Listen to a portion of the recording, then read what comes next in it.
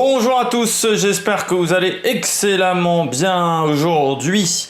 C'était le 10e jour de ces Jeux de Tokyo, Konnichiwa Tokyo, épisode numéro 13. Aujourd'hui, on va réagir aux deux médailles qu'a eu l'équipe de France. On va parler de Samira et de Saïd. On va parler de toutes les compétitions du jour, notamment avec la grande page athlétisme comme tous les soirs. Et puis, on parlera notamment de cyclisme, de handball et sports collectifs qui se sont qualifiés pour les quarts de finale, sauf le football masculin. Et puis, voilà, on aura plein de choses à dire sur cette journée. J'espère quand même que la vidéo fera moins de 40 minutes parce qu'hier, on était quand même un petit peu sur un extrême. Aujourd'hui, c'était une journée peut-être un peu moins bonne pour les Bleus et pourtant il y a eu des bons résultats. Donc je reviendrai là-dessus sur le bilan des Bleus. N'hésitez pas à vous abonner à la chaîne, n'hésitez pas à réagir dans les commentaires, n'hésitez pas à mettre un pouce bleu. N'hésitez pas également à partager la vidéo si vous pensez qu'elle peut intéresser votre entourage. N'hésitez pas à vous abonner quand vous vous abonnez à la chaîne, à mettre la petite cloche, comme ça vous êtes au courant des dernières vidéos qui sortent sur la chaîne. Bon, ce soir, nous sommes 7e au classement des médailles avec 6 médailles d'or, 10 médailles d'argent, 3 médailles de bronze, 23 médailles en tout. Autant vous dire que pour aller chercher les Anglais qui sont au-dessus, ça risque d'être un petit peu compliqué parce qu'ils ont 5 titres en plus que nous. Voilà, il y a un peu un no man's land devant, c'est plutôt derrière qu'il va falloir regarder maintenant. Beau titre de Jean Kikampoua en pistolet rapide 25 mètres, lui qui avait été vice-champion olympique il y a 5 ans. Et ben, il a confirmé, ça avait été la surprise il y a 5 ans, c'était l'une des médailles surprises, on ne s'attendait pas à avoir forcément une médaille entière, surtout dans cette discipline-là. Et c'est vrai que ça avait été vraiment la grosse surprise, je me souviens à l'époque. Le truc, c'est qu'il avait confirmé ensuite Jean Kikampoua et là, magnifique médaille parce qu'il a dominé. C'est même dommage parce que son homologue, ils étaient deux en qualification et en tête après la première journée. Le deuxième a eu un peu plus de mal sur cette deuxième journée il pourrait être frustré parce qu'il passe pas en finale pour vraiment un poil de cul, comme on dirait, vraiment pour rien. Donc là c'est dommage pour notre Français. Par contre, il a dominé la compétition. Hein. Il a fait preuve d'un calme assez incroyable. Et puis la médaille de bronze en concours complet parce que il a fallu quand même se battre pour aller la chercher cette médaille de bronze. Déjà parce qu'il y a eu énormément de forfaits. Karim Lagouag normalement ne devait pas participer aux Jeux Olympiques, il était réserviste en arrivant à Tokyo et on a eu beaucoup de blessures chez les chevaux. Il y a eu beaucoup de forfaits pendant cette semaine, un nouveau format qui fait que ça avantageait moins les grosses nations comme la France parce qu'on n'a plus de joker. Avant, en 2016 par exemple, ils étaient 4 mais il n'y avait que 3 résultats qui étaient pris. Donc c'est-à-dire qu'on pouvait se planter une fois, notamment sur le saut d'obstacle. Là, cette année, c'était 0 plantage. Et ils ont fait le maximum, voilà, ils ont fait le maximum. Ils échouent en rien de l'Australie.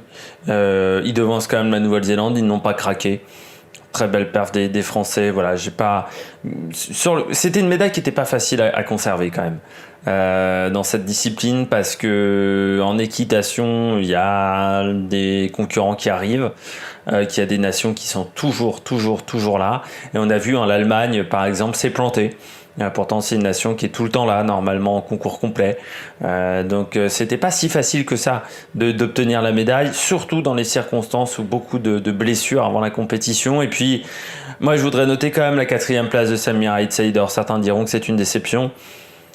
Faire un mouvement comme il a réalisé aux anneaux avec une déchirure au biceps, c'est incroyable, c'est exceptionnel. Le biceps étant l'un des muscles les plus utilisés au niveau des anneaux, je comprends pas comment il a réussi à finir son mouvement. Et le fait qu'il ait fini son mouvement pour Paris 2024, c'est très important. Il y a une évolution dans sa carrière qui est intéressante et on peut être fier de notre porte-drapeau parce qu'il s'est battu même dans l'adversité. Il aurait pu déclarer forfait. Il aurait dû même, je pense, déclarer forfait parce que la blessure s'est peut-être aggravée parce qu'il a participé à la finale. Mais qu'est-ce qu'il a été bon dans cette finale. Malgré la difficulté, il l'a pas laissé paraître à beaucoup de gens. Il a fait le maximum, il a donné le maximum et je crois qu'on peut pas avoir de regrets dans ce genre de situation. Et aujourd'hui, il y a beaucoup de Français qui ont donné leur maximum sur les différentes épreuves. Et on a eu une belle équipe de France. On s'attendait pas à beaucoup de médailles aujourd'hui. Très clairement, il y avait déjà pas beaucoup de finales. Hein. C'est un peu une journée creuse. Il y a toujours une ou deux journées un peu plus creuses au niveau des Jeux Olympiques dans les finales. Et pourtant, on a vraiment réalisé une très très belle journée. Bon, on passe tout de suite aux résultats. On va commencer par l'athlétisme. Du côté de l'athlétisme, on avait pas mal d'épreuves. Hop là, j'enlève ça. Notamment, on avait, hop là, les épreuves finies. C'était du 1500 mètres féminin ce matin avec une concurrente qui s'est fait vraiment très peur. C'est Sifan Hassan, c'est passé à la place. Elle est tombée dans les 300 derniers mètres, série un petit peu tactique où ça n'a pas couru extrêmement vite. Sinon, pas de surprise, hein. Kipyegon, Nanyongo Do sont passés comme Snowden, Stafford, Laura Muir également, Chebet, Ailou, Cuivisto également la finlandaise, Cory McGee, Hélène Purier, Saint-Pierre que moi j'avais vu au Trials américain qui avait très bien couru. C'est presque dommage qu'on n'ait pas trois américaines avec Walcott Nolan qui n'est pas passé. Mais les meilleurs étaient devant. Hein. Ah oui, puis la surprise, Bobo Shea également qui n'est pas passé. Et requalifié, Edina Jebitok, la Kenyane, qui techniquement ne devait pas participer, mais elle a été requalifiée à cause de la chute. Et puis, déception également pour Arafi qui n'a pas terminé. Un peu compliqué quand même pour Arafi depuis quelques temps au niveau de la clé. Tisme, je ne l'ai pas trouvé incroyable moi à chaque fois sur ses dernières sorties, donc c'est pas non plus une grande surprise. On avait du 200 mètres féminin avec une Française qui s'est qualifiée, Jemina Joseph. C'était pas forcément assuré vu ses chronos. Elle a fait 22,94, donc beau chrono pour la Française. Ça sera compliqué hein, pour les demi-finales, on va pas se mentir. Mais au moins elle a passé un tour et c'est très important pour des jeunes concurrentes comme ça, préparation pour les JO 2024, de passer un tour ou deux tours pour prendre de l'expérience. Sinon, au niveau des concurrentes qui sont passées, on a Gabrielle Thomas, Cheyenne Fraser-Price, Mukambudji, Marie-Josée Talou, Shaunae Miller qui sont arrivés en demi-finale, Prandini, Battle, Crystal Emmanuel, notamment Gina Bess, Beth Dodin, Helen Thompson et Verva Het. Voilà, qui sont arrivés à la fin de ce premier tour. On reviendra sur les demi-finales qui avaient lieu également aujourd'hui un peu plus tard. On avait également les qualifications du lancer du marteau. C'est passé pour Quentin Bigot avec la 4e place avec 78 mètres. 73, donc il a passé la ligne de qualification assez facilement. Comme Novicki, Winkler, Hendrickson et Kokan.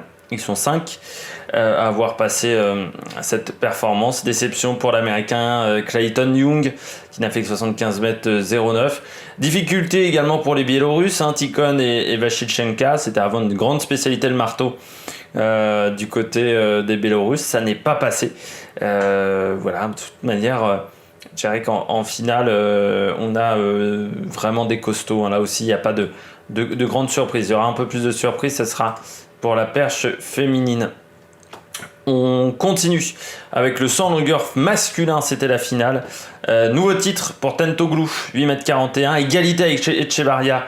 Ça s'est joué au deuxième essai qui était meilleur chez Tentoglou avec un deuxième essai à 8,15 m alors que Echevarria avait un deuxième essai à 8,09 m. Beaucoup d'essais manqués pour le Cubain, mais c'est une habitude hein, chez le Cubain. Il mord énormément de planches.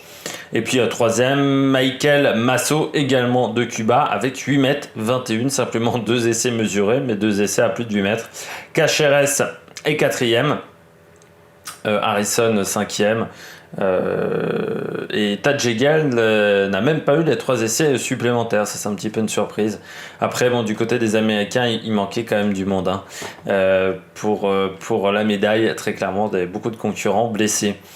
Du côté du 100 mètres féminin, c'était également la finale et titre pour Camacho Queen en 12,37, facile vainqueur devant Kendra Harrison 12,52 et Megan Taper 12,55.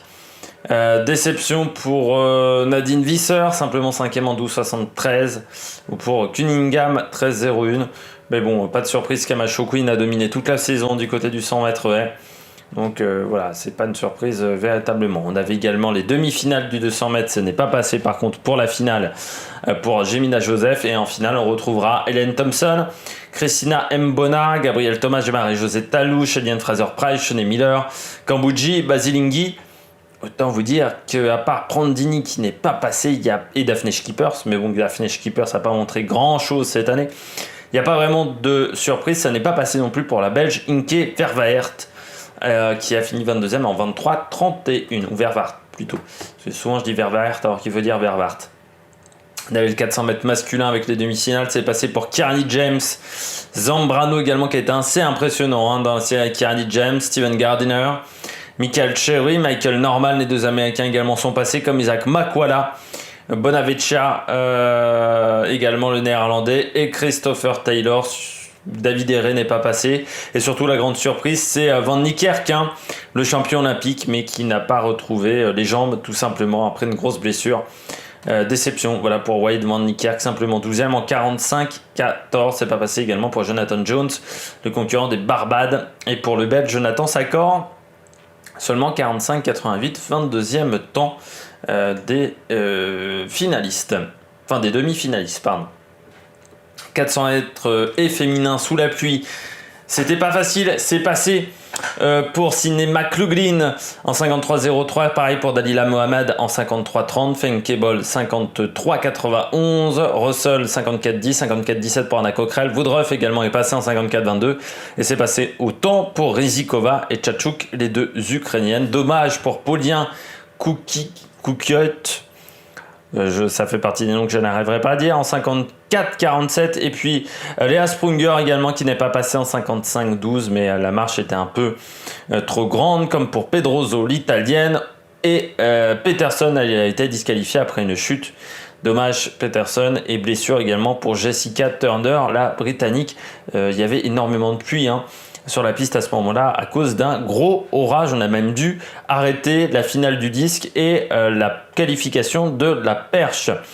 On avait donc la finale du lancer du disque féminin, titre pour Valérie Allman, l'américaine, 68 mètres 98, elle a dominé toute la saison.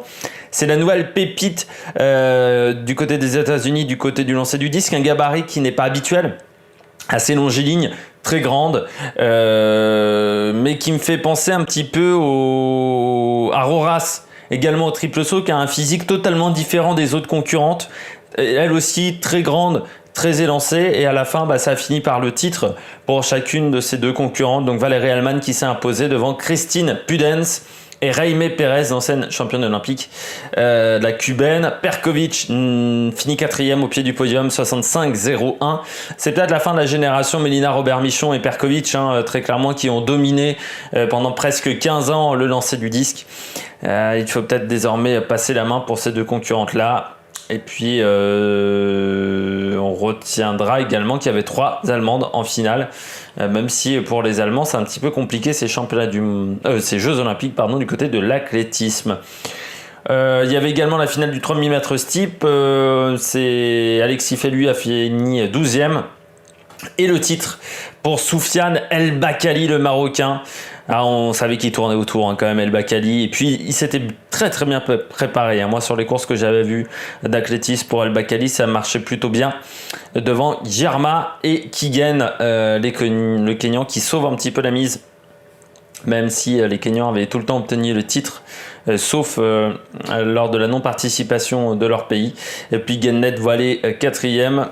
Et Yemane Haile Selassie 8-15-34. Il y a beau avoir un nom très ressemblant à Gebrel Selassie, ça n'a pas suffi pour l'Érythréen Alexis Felluy, qui est le troisième européen derrière Reitanen et Zoglami. Et la déception pour Kibivot qui finit 10e, comme pour Bernard Keter, également l'américain, 8-22-12, bien en dessous des chronos qu'il réalise habituellement. On avait les qualifications du saut à la perche féminin. Il y a eu des grosses surprises avec des conditions qui n'étaient pas faciles, notamment l'élimination de Sandy Morris, qui a cassé en plus une perche. Donc vraiment la journée catastrophique pour Sandy Morris, c'est une grosse déception. C'est pas passé non plus pour la Belge Fanny Smet, simplement 4,25 m. Alisha Newman également n'a pas réussi à passer une barre, la Canadienne. Et donc en finale, on aura Holly Bradshaw, Kyriakopoulou, toujours là quand des conditions difficiles, Katina Jott, Annika Newell, Penado Sidorova, Soutej, Murto, Yarisle Silva également qui est très forte dans ces conditions-là, comme Stéphanie dit. Zouk, Bengston, la suédoise, l'américaine, Zhu Yiquin et Kilipko. 15 qualifiés donc pour la finale, qui, vu qu'on n'a pas voulu sauter au-dessus de 4,55 m. Et puis pour le 5000 mètres, titre pour Sifan Hassan, très tranquille, elle a été menée vraiment très facilement. Deuxième, Hélène Obiri. La course n'a pas été assez difficile pour qu'Hélène Obiri puisse faire la différence grâce à son foncier. Et puis Tsegai, troisième, l'Éthiopienne, qui manquait un petit peu de jambes par rapport à ce qu'elle nous avait montré lors de la saison en salle. Première européenne, deuxième européenne, derrière Sifan Hassan, Nadia Batokleti en 14,26,29. Et troisième, c'est Yasemin Shan, la Turque, parce que je rappelle que les Turcs en athlétisme courent du côté de la zone européenne. Voilà, on a fait tout l'athlétisme. On continue, il y avait du badminton. Du côté du badminton, c'est Victor Axelsen, le Danois, qui est champion olympique. Ce qui fait du bien pour l'Europe, parce que c'est pas souvent qu'on a un champion en badminton, qui a battu le Chinois Long Chen. Et puis dans le match pour la troisième place, c'est l'Indonésien Anthony Sinisuka Ginting qui s'est imposé face à Kevin Gordon. On avait également le double femme, et c'est la paire indonésienne Poli Rayaou qui a battu la paire chinoise Cheng Ya. Donc mauvaise journée pour les Chinoises du côté du badminton. Et du côté de match pour la médaille de bronze, victoire de Kim et Kong, la paire sud-coréenne, face à leurs adversaires également sud-coréennes, Lee et Shin. Du côté du baseball, on attaque le deuxième tour et victoire de la Corée sur Israël très facilement, 11-1. Et la victoire surprise, demi-surprise on va dire, je vous ai dit plusieurs fois que le Japon était fan du baseball, mais qui a quand même battu la nation qui a un peu inventé cette discipline, les États-Unis, 7-6 pour ce deuxième tour. On avait également du basket, victoire du Japon face au Nigeria du côté des femmes, 102-83. La France se qualifie quand même pour les quarts de finale, mais c'est passé vraiment ric-rac face aux États-Unis, 93-82. Il fallait qu'on perde de moins de 14 points. On a perdu de 11, donc ça a suffi à notre bonheur, mais c'était vraiment très difficile. Il faudra augmenter le niveau de jeu. La Chine a battu la Belgique 74-62 et l'Australie a battu Puerto Rico 96-69. On avait également du canoë.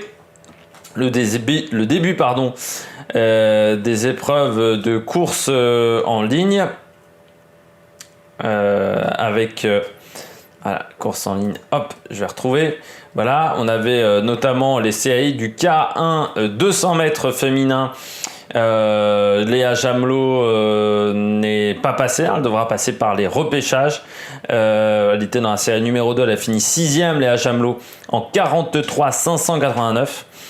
Vanina Paoletti, elle non plus n'est pas passée pour pas grand chose dans la série numéro 4, 42-334, il fallait faire 42-050 pour battre la portugaise Teresa Portela. Donc là, voilà, un petit peu de déception pour les Françaises, on va dire, mais il y aura les finales de repêchage. On avait également du K1 1000 mètres masculin, les séries. Étienne Hubert, lui, est passé dans ces séries. Donc, alors non, je pense qu'elles ont été décalées, ces séries du 1000 mètres, parce que c'est bizarre. On m'annonce des performances bizarres du côté du K1. Mais on m'annonce pas les résultats.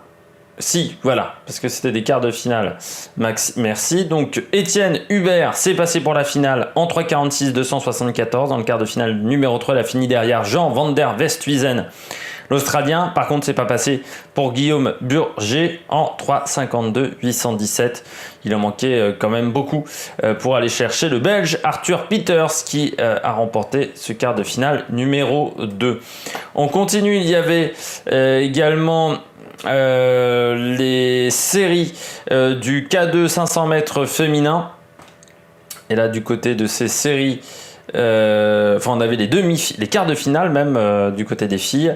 Les Françaises n'étaient pas qualifiées en quart de finale et ne mettra pas les temps des séries. Non, il ne voudra pas me les mettre.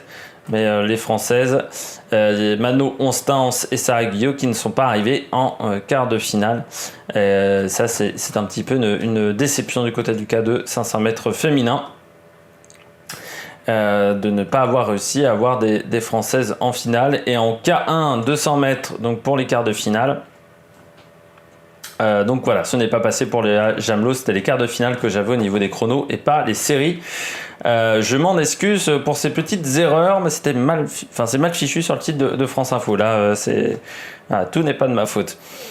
On avait également du cyclisme sur piste aujourd'hui. Notamment du côté du cyclisme sur piste, c'était les qualifications de la poursuite par équipe féminine et la France qui a battu son record et qui a fini 5e avec 57,029 du côté de la poursuite par équipe en kilomètre-heure, pardon, c'était 4,12,502. Je me disais bien qu'il y avait une erreur pour la France, donc 4,12,502, nouveau record de France. Ils ont fini 5e. C'est les Allemandes qui ont battu le record du monde en 4,07,307 devant la Grande-Bretagne 4,09,022 et les États-Unis 4,10,118. Voilà, dans ces qualifications. On avait également d'autres épreuves, notamment la finale du sprint par équipe féminin où il n'y avait pas de Française. Et c'est la Chine qui s'est imposée pour l'or avec Shanju Bao et Tianchi Zhong qui ont fait 31,895 et qui ont battu les Allemandes Léa Sophie Friedrich et Emma Henze qui ont fait 31,980. Troisième place pour Shmeleva et Voinova avec 32 secondes 252. C'était le début des épreuves sur piste. Demain, on aura un peu plus du lourd, mais belle performance des Françaises du côté de la poursuite. On avait du football, c'était les demi-finales et c'est fini pour les États-Unis qui n'auront pas véritablement montré grand-chose dans cette compétition du côté des filles, battues par le Canada 1-0. Elles n'ont jamais réussi à transpercer le catenaccio canadien parce que vraiment la défense canadienne était très très bien en place. Et puis la belle victoire de la Suède 1-0 face à l'Australie. Là également belle défense du côté de l'Australie, mais ça n'a pas suffi face à la Suède. Donc on aura un gros match Suède-Canada pour la médaille d'or. Du côté de la gymnastique, c'était les finales par appareil, donc les anneaux hommes qui se sont finis avec donc la 4e place de Samir Aïd Saïd avec 14,900. Titre pour Liu Yang, le japonais, en 15,500 devant Yu Hao 15,300 et Petrunias 15,200. Et je peux vous dire que Petrunias, le 15,200, je trouve qu'il a quand même été noté gentiment, on va dire. L'écart avec le français est plus important que ce qu'on avait dans la réalité. On notera la petite déception pour Abli Yazin, 6e seulement, le russe avec 14,833.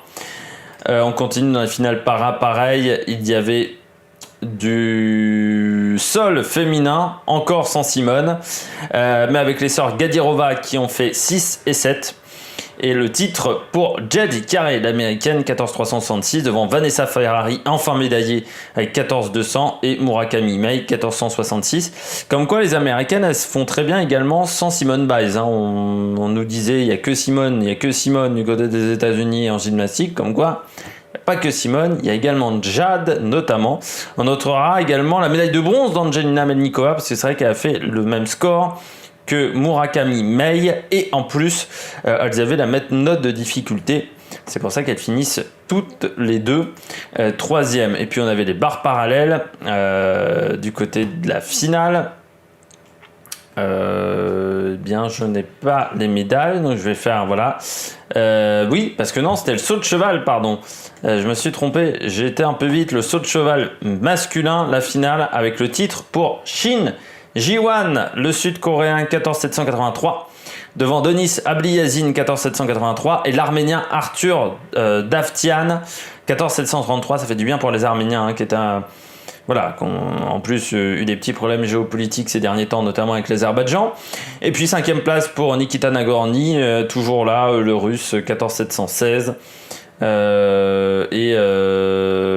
7e place pour Ahmet Öder, le turc légère déception quand même pour le Turc du côté de cette finale par appareil. On avait également de l'haltérophilie. Du côté de l'haltérophilie, on avait une Française aujourd'hui en 87 kg, en plus de 87 kg femme, et elle a fini 5e, Gaëlle Ketchanke, avec 247 kg, 108 à l'arraché, 139 à l'épaulé jeté.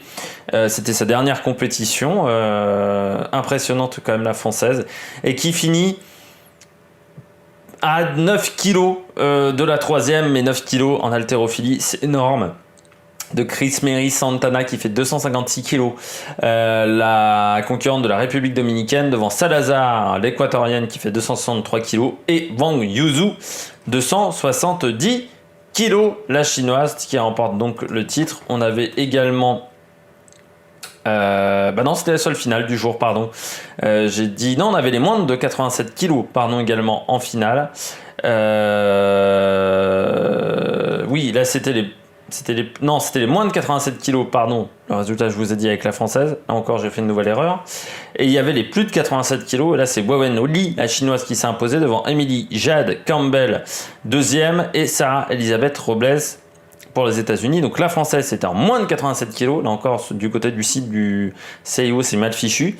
Et 2 titres pour la Chine du côté de l'haltérophilie. On continue avec le handball.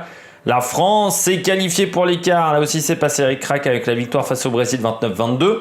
On notera également dans le groupe B la victoire de la Russie sur l'Espagne 34-31. L'Espagne qui finit pas très bien cette phase de poule. Et la victoire de la Hongrie sur la Suède 26-23. Dans le groupe A, victoire de l'Angola, enfin match nul entre l'Angola et la Corée 31 partout.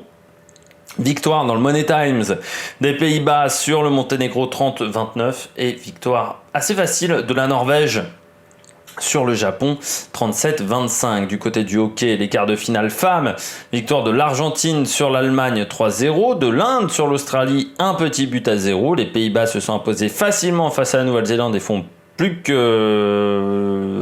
partie vraiment des favoris. C'est même les favoris du tournoi, les Néerlandaises. Après cette victoire sur la Néo-Zélandaise, parce que c'était un gros match. Et la Grande-Bretagne s'est imposée au tir au but après avoir fait match nul en temps réglementaire de partout avec l'Espagne, victoire 2-0 au tir au but. Du côté de la lutte, il y avait Kumba Larocque qui s'est fait éliminer dès son entrée en lice. Grosse déception pour la Française en moins de 68 kg en lutte libre, éliminé 4-3 par la Mongole Sonron Zobold. Donc vraiment grosse déception pour la Française, et puis en plus qui n'a pas pu faire un match pour la médaille de bronze car la concurrente qui l'avait battue n'a pas gagné en demi-finale, donc la grosse déception. On avait de la natation artistique aujourd'hui avec les sœurs Tremble, avec le tour préliminaire, le programme libre, et les Françaises qui sont 8e, les sœurs Tremble, avec une note de 88 567, Charlotte et Laura Tremble. Pour le moment en tête, c'est Koleshnichenko avec Gross Machina avec une note assez incroyable de 97 900 devant les Chinoises Zuechen et Zignan 96 233 et les Ukrainiennes Fedina et Savchuk 94 933, mais vraiment talonnées par les Japonaises Inui et Yoshida. Pas de grosse surprise, hein. On a les nations majeures qui sont aux avant-postes, mais les Françaises ont vraiment été performantes parce qu'elles sont 4e équipe européenne. Donc vraiment très très belle performance pour ce tour préliminaire. On avait également du plongeon tremplin 3 mètres masculin, c'était le tour préliminaire. Il fallait être dans les 18 premiers, c'est passé facilement pour Alexis Gendard qui a fait vraiment des très bon premier saut, un peu plus compliqué sur la fin. Par contre, du côté des éliminés, Nicolas Garcia par exemple, l'espagnol, Marsaglia l'italien, Patrick Hausding qui a raté un de ses sauts, où il a dû s'y reprendre à 2 fois, l'allemand, et puis Oliver Dingley également l'irlandais, et surtout Cédric Fofana qui nous a fait des beaux plats sur le ventre. Je vous invite à revoir les essais de Fofana, je pense que ça sera encore dans le générique de Mardi Transpi, enfin des émissions de Transpi d'Étienne Carbonnier. On avait du concours complet avec l'épreuve par équipe, très belle finale du concours complet avec le saut d'obstacle et la médaille de bronze pour l'équipe de France qui finit vraiment d'un souffle derrière l'Australie. La Grande-Bretagne, elle a dominé la compétition par équipe. Et du côté de l'épreuve individuelle, magnifique victoire de Julia Krajewski qui avait déjà remporté des Jeux équestres mondiaux du côté de Caen. C'était en 2014 déjà dans cette discipline. Magnifique victoire devant le Britannique Tom McEwen et l'Australien Andrew Hoy. Un peu décevant par contre en individuel, les Britanniques, et puis on notera la mauvaise performance, on va dire, de Michael Young qui n'est pas sur ce podium, mais qui s'était un peu raté sur le cross. Du côté du tennis de table, ce n'est pas passé pour l'équipe de France en 16e de finale chez les filles face à Singapour, éliminé 3-0. Ça n'est pas passé également pour les garçons qui se sont pourtant bien battus, notamment Simon Gauzy en simple lors de son simple face à la Chine, mais la marche était trop haute. La victoire de la Chine 3-0, c'est fini donc pour le tennis de table du côté des Français dans ces Jeux Olympiques. Du côté du tir, on note bien entendu la victoire de Jean Quincampoix lors de l'épreuve du pistolet 25 mètres, le Français qui s'est imposé magistralement dans cette finale du pistolet tir rapide. On pourra noter la déception de la non-participation de Clément Bessaguet. Il a été éliminé pour pas grand-chose face à Li Yueyong. Vraiment une déception, là, une deuxième journée plus compliquée et ça passe pour un rien face à Li Yueyong parce que le Français aurait pu faire une sacrée performance dans cette épreuve. Et puis on notera également en finale le raté de Christian Reitz qui pourtant qui avait fini en tête des qualifications devant Jean Quincampoix, mais qui finit simplement 5e de cette épreuve. Et Quincampoix qui s'impose devant Loris Pupo et Li Yueyong. Et en carabine 50 mètres, 3 positions hommes, victoire d'un Chinois Shanggong Zhang devant Sergei Kamensky et Milenko Sebic. On avait du volleyball. Victoire de l'Argentine sur les États-Unis 3-0, ça c'était hier. Victoire de la Serbie du côté des femmes sur la Corée 3-0. C'était que des matchs féminins aujourd'hui. Dans le groupe A, victoire de la République dominicaine sur le Japon 3-1. Victoire du Brésil sur le Kenya 3-0. Et dans le groupe B, victoire de la Chine 3-0 sur l'Argentine, des États-Unis 3-2 sur l'Italie et de la Turquie 3-2 face à la Russie. Du côté du volleyball de plage, en ce moment, on est sur les 8e de finale. Il n'y a pas eu de match très serré. Il n'y a pas vraiment de grandes surprises. On notera notamment la victoire de la paire Alisson Alvaro Filo du côté des Brésiliens. Par contre, Evandro et Bruno Schmidt, si on peut dire, ont été éliminés par une paire lettonne. Une petite surprise quand même du côté de ces rencontres. Et du côté du water-polo, on finit avec le tour préliminaire homme toujours. Match nul entre la Hongrie et l'Italie. Victoire de la Grèce sur les États-Unis 14-5. Victoire de la Serbie sur le Monténégro 13-6.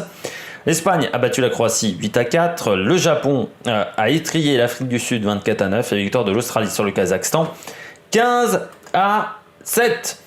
Le programme demain des Français. Il sera assez peu de Français demain en lice. On aura l'athlétisme avec les qualifications à 2h du matin du triple saut homme, notamment avec Jean-Marc Ponviane, Melvin Raffin et Benjamin Compaoré. On espère qu'ils arriveront en finale.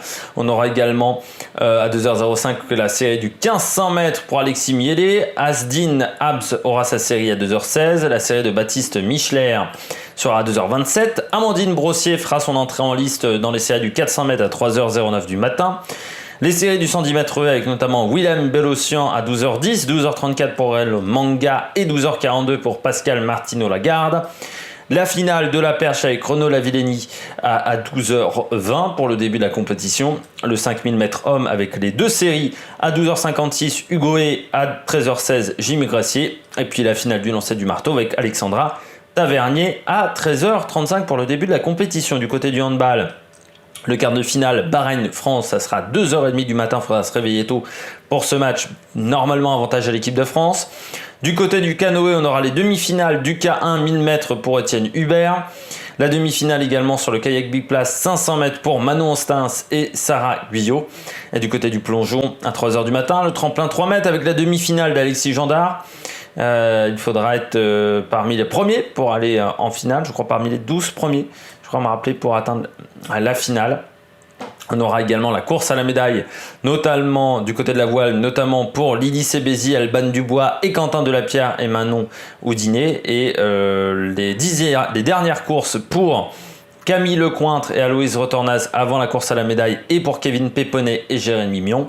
Du côté du cyclisme sur piste, on aura les qualifications de la vitesse par équipe homme à 8h58. Du côté de la France, Florent Grembeau, Ryan Elal, Melvin Landerneau et Sébastien Vigier. Et la poursuite par équipe femme, on aura donc l'objectif de se qualifier pour la finale ou tenter d'atteindre une finale pour Victoire Berthaud, Marion Boras, Valentine Fortin et Marie Lenette. Mais ça risque d'être un petit peu compliqué quand même pour les Françaises pour atteindre la finale, que ce soit pour la médaille de bronze ou pour la médaille d'or. Et ça sera à 8h37. Le basket à 10h20 avec le quart de finale Italie-France. Et on aura le début de l'escalade avec les qualifications pour le combiné. Du côté des blocs hommes, on aura Michael Mawen et Bassa Mawen, les frères Mawen. À 14h10, ils auront leur épreuve de difficulté et à 10h, l'épreuve de vitesse très impressionnante. L'épreuve de vitesse, je vous invite à la regarder. Et puis en notation artistique, à 12h30, le programme technique, les éliminatoires pour Charlotte Tremble et Laura Tremble et le quart de finale Pologne-France qui reste d'être un petit peu compliqué pour les Français en volleyball à 14h30. J'espère que vous avez aimé cette vidéo. Si vous avez aimé cette vidéo, n'hésitez pas à réagir dans les commentaires, à vous abonner à la chaîne, à mettre un pouce bleu. Et puis nous, on se retrouve pour de nouvelles aventures sur la Maec Production. Ciao, ciao!